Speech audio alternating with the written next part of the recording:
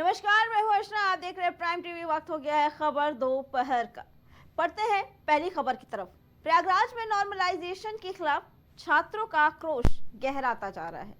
प्रदर्शनकारी छात्र आंदोलन के चौथे दिन प्रशासन की ओर से लगाई गई बैरिकेडिंग को तोड़ते हुए आगे बढ़े।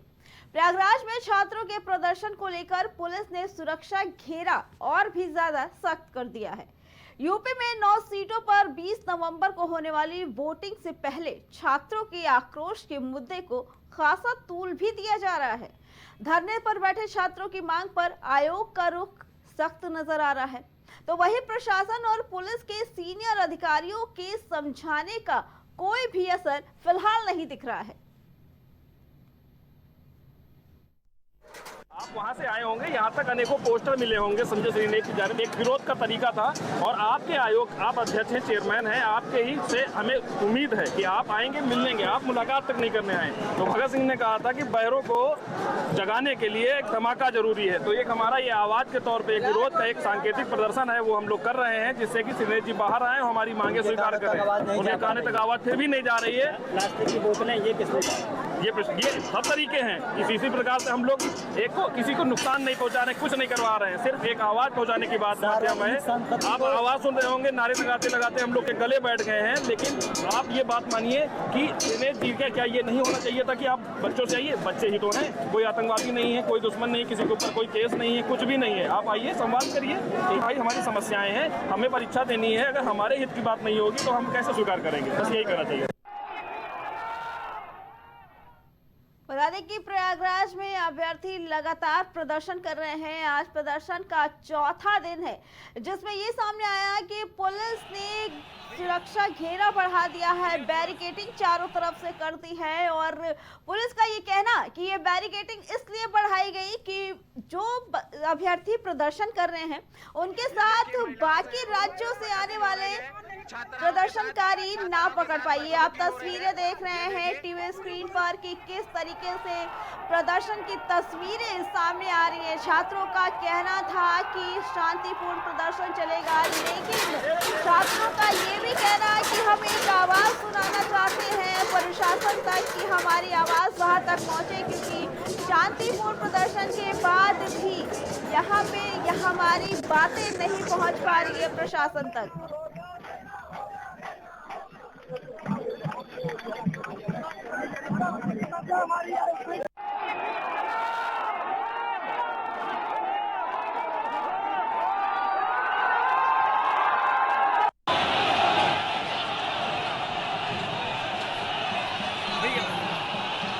भैया थोड़ा सा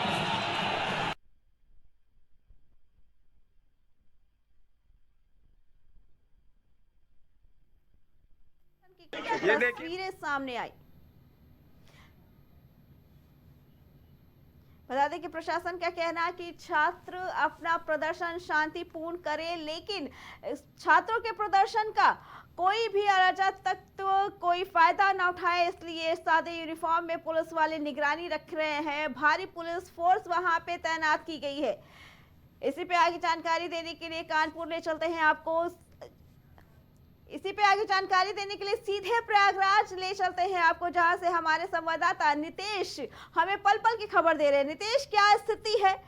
दिखा गया कि फिर छात्रों का प्रदर्शन थोड़ा उग्र हुआ, बैरिकेडिंग तोड़ी गई और पुलिस को लाठीचार्ज करना पड़ा। फिलहाल क्या स्थिति है वहां पे? देखिए अर्चना, मैं आपको बताना चाहूंगा कि सुबह छात्रों का जो प्रदर्शन चल रहा है उसमें थोड़ा सा आक्रोश करना चाहिए था। इसको बैरिकेडिंग जो लगाई गई है गेट के बाहर, इनको छात्रों ने किसी तरह से घेर दिया था। मगर अब इस समय पर जो यहाँ का माहौल है, नॉर्मल है। आपको मेरे पीछे काफी संख्या में छात्र दिखाई दे जाएंगे। लोक सेवा आयोग का आपको गेट है सामने की तरफ दिखाई दे रहा है। इसी तरह 3 गेट लगातार आगे की तरफ है और जो आपका गेट नंबर 2 है वहां पर काफी संख्या में छात्र वहां पर एकत्रित है, काफी बड़ी संख्या में छात्र वहां पर मौजूद है। आप देख पा रहे होंगे सड़कों में किस तरह से छात्र बैठे हैं और किस तरह से आपको यहाँ पर छात्र लेटे हुए दिखाई दे जाएंगे। बाकायदा पुलिस के जो अधिकारी हैं इस तरह से वहां पर गश्त कर रहे हैं, देख रहे हैं कहीं किसी तरह का कोई मतलब अपनी जो घटना है उस तरह का जो अराजक तत्व है वो ना इसमें आ जाए। तो इस तरह से पुलिस जो प्रशासन है वो भी हमारे साथ कुछ छात्र हैं और इनसे तक नहीं है। आपका ये जो प्रदर्शन, हाँ बताइए, निरंतर चौथा दिन है, क्या कहना? निरंतर चौथा दिन है। ये गांधीवादी तरीके से देश है, गांधीवादी विचारधाराओं का चलने वाला देश है, गांधीवादी तरीके से ये आंदोलन चलता रहेगा। तो किसी की एक बात है, हमारी मांगे पूरी हो जाए, वन डे वन एग्जाम होना चाहिए। आप बताइए, या तो ये सरकार संविधान को नहीं मानती, न्यायपालिका को नहीं मानती, क्योंकि न्यायपालिका को मानते हैं, संविधान को मानती। जब कई जजों की बेंच ने, मतलब जजों की बेंच ने एक फैसला दिया कि नोटिफिकेशन यदि आपने वनडे वनशिप, मतलब वनडे वनशिप है, तो आप नोटिफिकेशन के अनुसार करेंगे ना एग्जाम। जो नोटिफिकेशन में होता है एग्जाम वैसा ही होता है। अब आप ये बताइए, ये देश में देश की मतलब देश की सरकार जो है, केंद्र की सरकार, राज्य की सरकार वन नेशन वन इलेक्शन की बात करती है, जहां पर कितने करोड़ लोग वोट देंगे वो करा लेंगे, लेकिन परीक्षा नहीं करा सकते। 10 लाख बच्चे हैं, 10 लाख बच्चों की परीक्षा हो सकती है। 75 जिले हैं इस देश में, इस प्रदेश में 75 जिले हैं। 75 जिले में अगर सेंटर बनाएंगे तो बड़े आराम से परीक्षा हो जाएगी। वन डे वन शिफ्ट ही एग्जाम की मांग है, और ये जब तक मांग नहीं पूरी होगी तब तक हमारे छात्रों का आंदोलन चलता रहेगा। ये लीडरलेस मूवमेंट है, ये लीडरलेस मूवमेंट है, इसमें कोई राजनीतिकरण नहीं है। हम गांधीवादी लोग हैं, गांधी के विचारों को मानने वाला देश है, उसी विचारधारा से आंदोलन चल रहा है, अहिंसा से चल रहा है। लेकिन आज सुबह का जो कृत्य प्रशासन या किसी के द्वारा किया गया है, ये बहुत ही घटिया है। अब आप ये बताइए, इस देश का नाम है भारत माता, जहां पर ये हमारा देश है जो फीमेल नेम से है, इसके बावजूद भी यहाँ पर बेटियां नहीं सुरक्षित है। आज सुबह जो बेटियों के साथ, इस देश की बेटियों के साथ हुआ, वो बहुत ही ज्यादा अन्यायपूर्वक है, निंदनीय है, शर्मनाक है। मैं कह रहा हूं कि इससे ज्यादा घटिया चीज हो ही नहीं सकती है। सिर्फ हम नहीं, पूरे छात्र कह रहे हैं। आज तो एक बेटी बैठी है, उस बेटी को घसीट रहे हैं, मेल नंबर कर देता है। अगर आपको आंदोलन को मतलब दबाना है तो आप फीमेल कांस्टेबल भेजिए, फीमेल भेजिए ना। बताइए, संविधान में भी नियम है कि एक महिला को गिरफ्तार करने के लिए महिला ही पुलिस चाहिए। आप बताइए, कानून का उल्लंघन है या नहीं है? अब आप सरकार से हमारे यही अनुरोध है, वनडे वन शिफ्ट, अगर वन नेशन वन इलेक्शन की बात होती है तो वनडे वन शिफ्ट होना चाहिए। अब आप एक बात बताइए, एक कुंभ है, कुंभ में करोड़ों लोग नहा सकते हैं एक दिन में, क्या 10 लाख बच्चे परीक्षा नहीं दे सकते हैं? 75 जिलों में देना है, 75 जिलों में देना है, 75 जिले हैं इस देश में।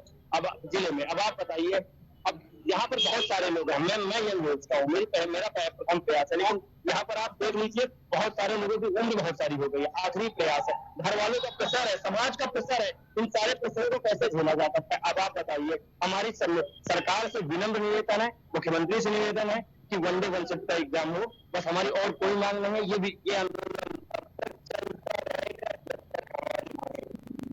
जिस तरह से छात्र अपनी मांग को लेकर के लगातार चौथे दिन भी बैठे हुए हैं, और अभी जो छात्र थे उनका सीधा सा कहना है कि ये कोई राजनीतिक आंदोलन नहीं है, ये किसी बैनर के तले नहीं हो रहा है। छात्र अपनी मांगों को लेकर के शांतिपूर्ण तरीके से यहाँ पर आंदोलन कर रहे हैं। जैसे कि उन्होंने आरोप लगाया कि एक पुलिस के द्वारा महिला जो यहाँ पर मतलब छात्र थी, उनके साथ में कुछ अभद्रता या उनको उठाया गया वहाँ पे, उसको लेकर के और भी लोग हमारे साथ, इनसे भी हम बातचीत करते हैं। पहले तो ये जानना चाहूंगा, नाम क्या है?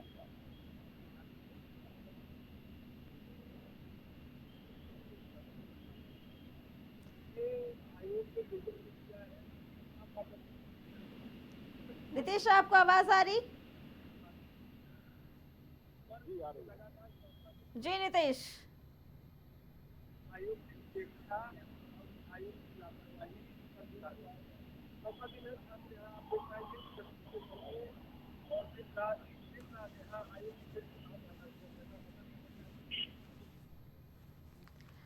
बता दें कि आपने ये देखा, जहां हमारे संवाददाता प्रयागराज से आपको सीधी तस्वीरें दिखा रहे थे कि अभ्यर्थियों में भारी आक्रोश। उनका कहना कि प्रशासन बात करने के लिए तैयार नहीं हो रहा है, प्रशासन हमारी मांगों को मानने के लिए तैयार नहीं हो रहा है, लेकिन जब तक हमारी मांगे पूरी नहीं की जाएगी one day one shift exam को लेकर, तब तक ये प्रदर्शन जारी रहेगा।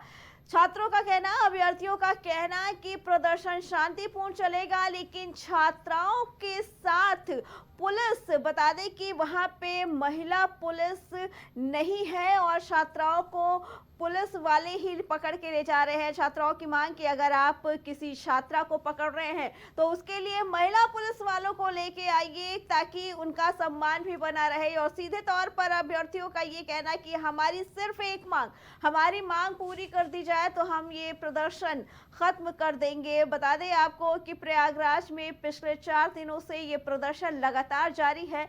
शांतिपूर्ण प्रदर्शन था, लेकिन जिसमें आज ये देखने को मिला कि पुलिस ने बैरिकेडिंग सख्त कर दी। चारों तरफ से कड़ी बैरिकेडिंग की है ताकि दूसरे राज्यों से आने वाले अभ्यर्थी इस प्रदर्शन का हिस्सा ना बन पाए। लेकिन अभ्यर्थियों का ये कहना है कि हम अपनी आवाज प्रशासन तक पहुंचाने के लिए ये छोटा सा हमने बैरिकेडिंग तोड़ा है, लेकिन हमारा इरादा सिर्फ शांतिपूर्ण प्रदर्शन करने का है, किसी भी तरीके की कोई हिंसा करने का नहीं। लेकिन उसके साथ अभ्यर्थियों के अंदर ये गुस्सा कि अगर महिला छात्र इस प्रदर्शन में शामिल हैं तो उन्हें हटाने के लिए, उन्हें काबू करने के लिए पुलिस वालों को भी महिला पुलिस ही लेके आना चाहिए था। जिसके बाद आप अभ्यर्थियों में खासा नाराजगी नजर आ रही है। लेकिन इसके साथ आपको बता दें कि आयोग बड़ी बैठक भी कर रहा है और कुछ ही समय में इस पे एक फैसला भी आ सकता है कि अभ्यर्थियों की मांग माननी है या नहीं। लेकिन वही अभ्यर्थियों का ये कहना कि हमारी मांगे अगर पूरी नहीं की गई तो हमारा ये प्रदर्शन प्रयागराज से होते हुए लखनऊ तक जाएगा और हम सीएम योगी आदित्यनाथ के कानों तक अपनी बात जरूर पहुंचा के रहेंगे।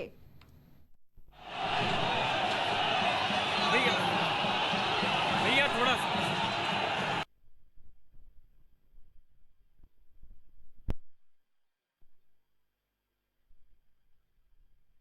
ये देखिए महिलाओं से रस्साकसी हो रही है, छात्राओं के साथ बदसलूकी हो रही है।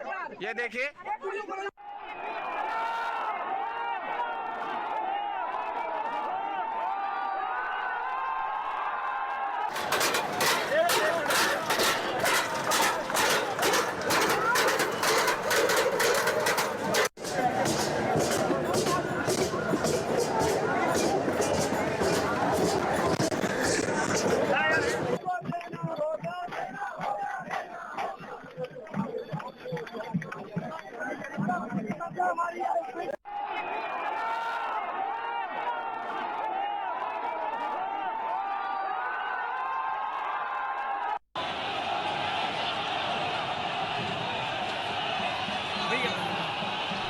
भैया थोड़ा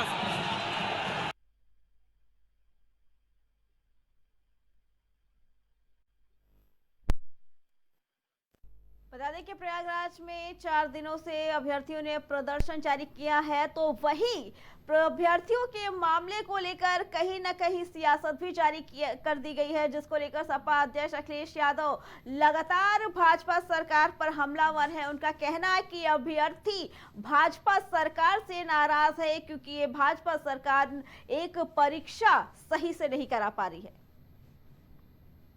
तो वहीं कानपुर की सीसामऊ विधानसभा सीट पर उपचुनाव का रास्ता अब साफ हो गया। इलाहाबाद हाईकोर्ट से सपा नेता इरफान सोलंकी को तगड़ा झटका लगा है। इलाहाबाद हाईकोर्ट ने सपा नेता इरफान सोलंकी की 7 साल की सजा बरकरार रखी। आगजनी मामले में कानपुर बता दें कि कानपुर एमपी एमएलए कोर्ट का फैसला बरकरार रखा है। इससे पहले 8 नवंबर को इलाहाबाद हाईकोर्ट ने इस पूरे मामले में अपना फैसला सुरक्षित रख लिया था। न्यायमूर्ति राजीव गुप्ता और न्यायमूर्ति सुरेंद्र सिंह की खंडपीठ ने यह फैसला सुनाया। दरअसल कानपुर की स्पेशल एमपी एमएलए कोर्ट ने आगजनी मामले में सपा नेता और पूर्व विधायक इरफान सोलंकी समेत आधा दर्जन लोगों को दोषी ठहराया था और इस मामले में 7 साल की सजा भी सुनाई थी। 7 साल की सजा सुनाए जाने के बाद इरफान सोलंकी की विधायकी चली गई थी। इसके बाद सपा नेता इरफान सोलंकी ने ट्रायल कोर्ट के फैसले के खिलाफ इलाहाबाद हाई कोर्ट का दरवाजा खटखटाया था। दोषी करार दिए जाने और सजा के ऐलान के फैसले के खिलाफ हाई कोर्ट में अपील दाखिल की थी। अब इलाहाबाद हाई कोर्ट ने इरफान सोलंकी की 7 साल की सजा को बरकरार रखते हुए अपना फैसला सुना दिया है। देखिए, इरफान सोलंकी, रिजवान सोलंकी और कुछ अन्य लोगों को 7 साल की सजा वहां की ट्रायल कोर्ट ने दी थी आगजनी के एक मामले में। जिसमें हम लोगों ने अपील दाखिल की थी और अपील के साथ एक अंतरिम प्रार्थना पत्र दिया था कि उसमें सजा को स्थगित कर दिया जाए और इनका जमानत दे दी जाए। ऑनरेबल कोर्ट का फैसला आया, जमानत तो मंजूर कर ली दोनों लोगों की ऑनरेबल कोर्ट ने, लेकिन सजा स्थगित किए जाने की प्रार्थना हमारी स्वीकार नहीं हुई है, जिसकी वजह से उसका प्रभाव ये होगा कि फिलहाल सदस्यता उनकी बहाल नहीं होगी। इसका इम्पैक्ट क्या पड़ेगा चुनाव पर? चुनाव जो चल रहा है वो तो अभी चलेगा जब तक कि सर्वोच्च न्यायालय या किसी अन्य सर्वोच्च न्यायालय के अलावा अन्य कोई विकल्प भी नहीं है। सर्वोच्च न्यायालय से जब तक कोई इसमें हस्तक्षेप नहीं होता है तब तक चुनाव पे कोई असर नहीं पड़ेगा। आप लोगों की तरफ से मुख्य रूप से क्या दलील दी गई थी? हमारी तरफ से मुख्य दलील ये थी कि इस घटना का कोई चश्मदीद साक्षी नहीं है, परिस्थितियों के आधार पे इनमें मुलजिम बनाया गया है और जो भी गवाह आए हैं वो सब कहे हम घटनास्थल पे बाद में पहुंचे हैं, इसलिए न तो कोई डायरेक्ट एविडेंस है न कोई इनडायरेक्ट एविडेंस है। मुख्य तर्क ये।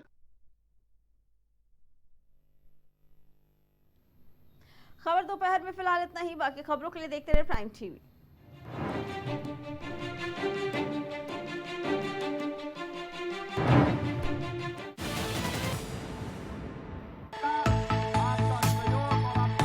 कुछ भाव पुष्प। आप देख रहे हैं प्राइम टीवी, सच साहस सरोकार।